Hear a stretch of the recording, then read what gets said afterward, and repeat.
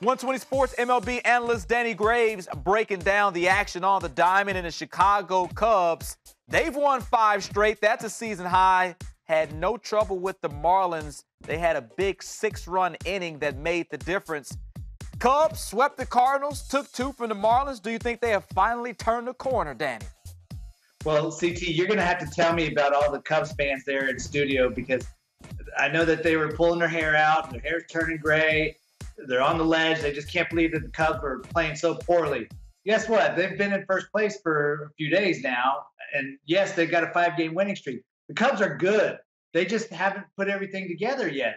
Now, in the month of June, the few games in the month of June, their pitching has been phenomenal. Not just the starting pitching, but from 1 through 9. The league is hitting 168 off of them as a staff, and that's pretty crazy. They're 5-0. Their ERA as a staff is under 3. So, I mean, this is what the Chicago Cubs do. They win. They're too good to not be able to win. So, and the rest of this division is not very strong. The Cardinals have shown signs of some good baseball, but they haven't been consistent enough. To me, the Cubs, this is their division. Do you have any issues with all the lineup changes that Joe Maddon makes? Obviously, we know that he took Kyle Schwarber out of the leadoff spot. John Jay was leading off tonight. We've seen Ian Happ leading off. Do you put any validity into the fact that some players play better when they know every single day where they're going to hit?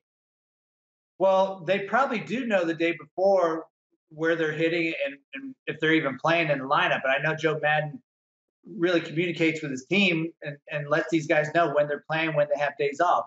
I don't think it's the different lineups every day that's bothering the consistency here. I think they're missing Dexter Fowler, because the leadoff guy at the top, when Dexter Fowler's there in the lineup, they were winning. When he was out of the lineup because of injuries, they struggled a little bit. So now you got to try to find the right leadoff guy. They don't have a typical leadoff guy. Your prototypical leadoff hitter. So they're trying to mix and match right now.